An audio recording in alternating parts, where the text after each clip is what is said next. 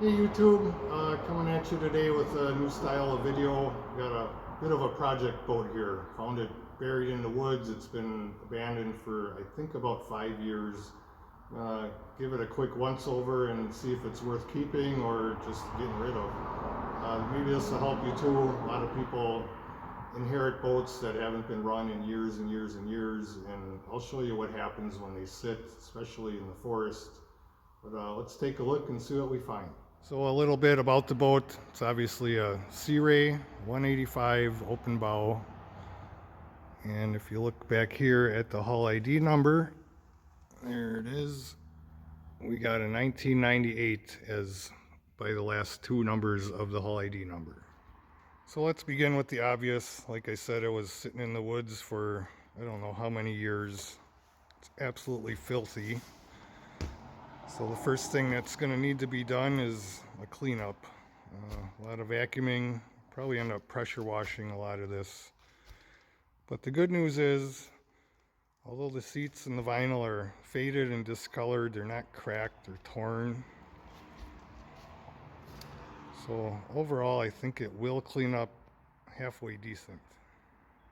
So I'll give you a few examples why I'm even halfway interested in fixing this up a little bit. First thing I noticed when I walked inside of it, the floor is not soft. The seat backs aren't rotted. Usually what happens on these boats when they sit or are exposed to the elements, excuse me while I try to film and do this with one hand, but even these hinges here, a lot of times those will rot out, the screws will pop out. This actually seems somewhat solid for how long it's been sitting outside. Reason number 2 and number 3, I think this might be a worthwhile project, is the hull is actually in really good shape.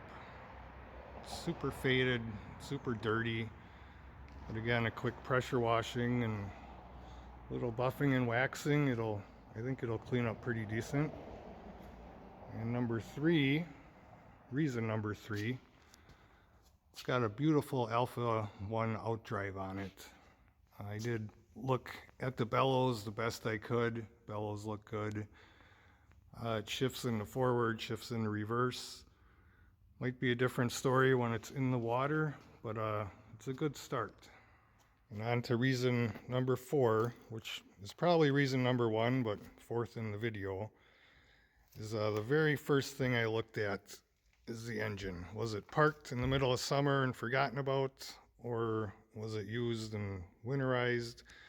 And the first thing I noticed when I looked is all these little blue plugs were out, which means the block was drained. More than likely it was winterized when it was parked. So I'm assuming with a little TLC it's gonna run again. So I actually did start putzing with this a little bit before I started this video, and I'll give you a rundown on what I did.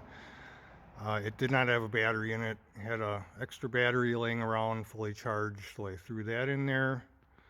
I'm not going to spend any money on anything until I know it'll at least fire and run. So basically all I did was check the oil.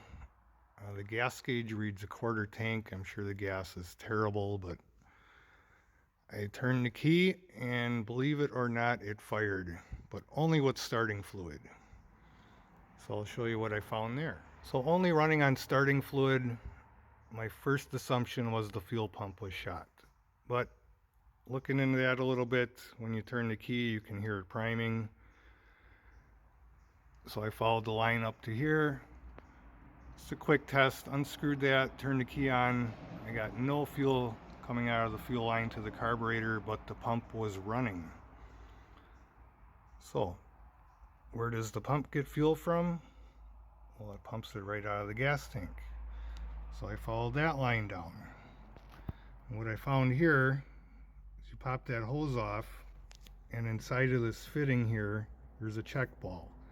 It stops the fuel from flowing back into the tank after you shut the engine off. That way it's always primed and ready to fire. Well, that check ball was gummed up and stuck shut. So I took that fitting out, cleaned up the check ball, did my test up here again, and I had fuel. So the good news was it was running, but it was running terrible. So shut it down. Step 2, come down to the fuel filter. I did not replace it. I just unscrewed it, dumped it out to look at the fuel. And as I suspected, the fuel was terrible.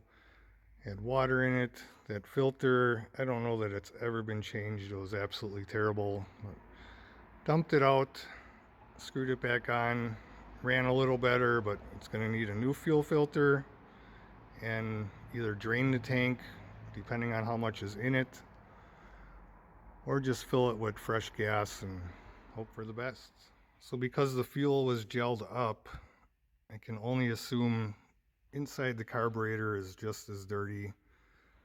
So more than likely the carb will have to come off, get cleaned up, some new gaskets, and at that point I'll probably just replace the fuel pump. They're not that expensive, it's not that hard of a job, but then I know the whole fuel system is good to go.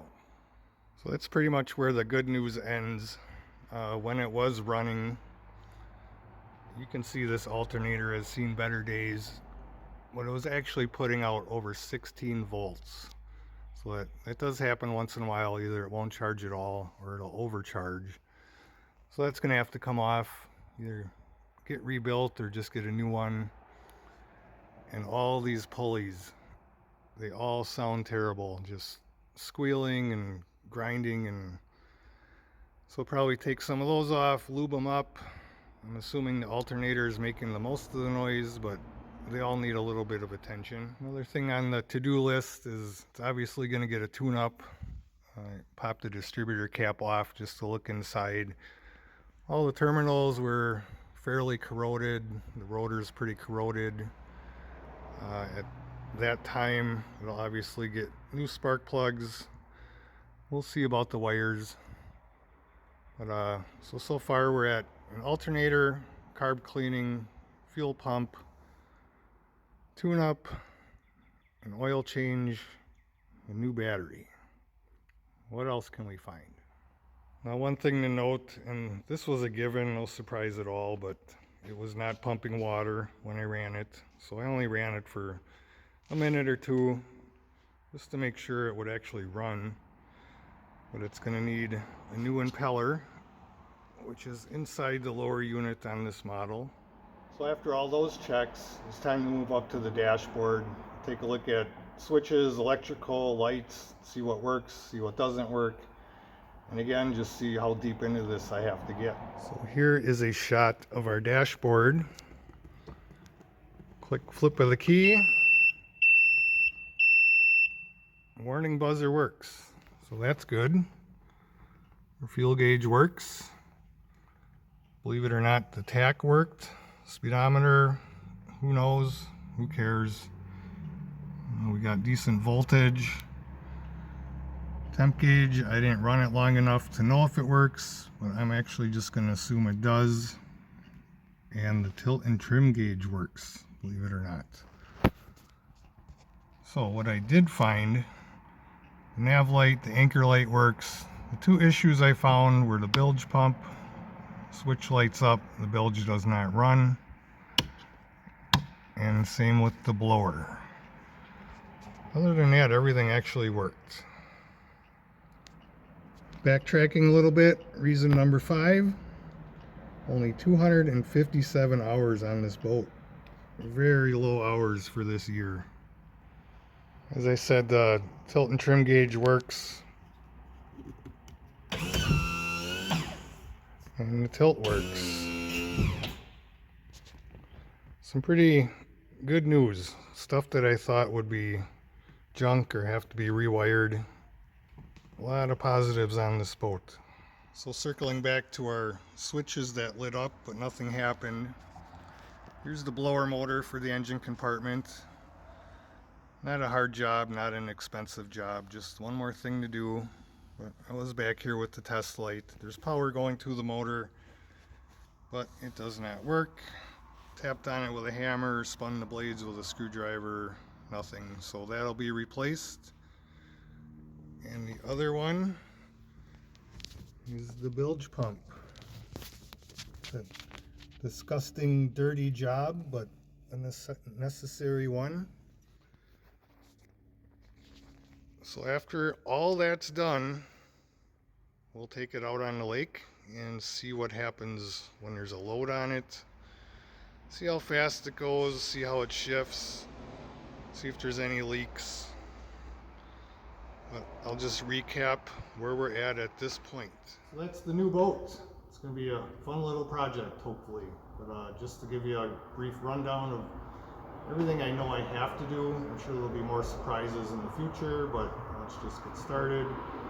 First things first, the new battery, impeller, fuel pump, clean the carburetor. I don't know if you noticed in the videos, but there's no spark arrestor, so we'll need a new one of those. And believe it or not, those are stupid expensive, so we'll probably get a used one off of eBay. It's going to need a tune-up, a new or rebuilt alternator, oil change, new bilge pump, new blower motor, and a whole lot of cleaning. Once that's all done, we'll drop it in the water, see what happens from there. Oh yeah, one of these too.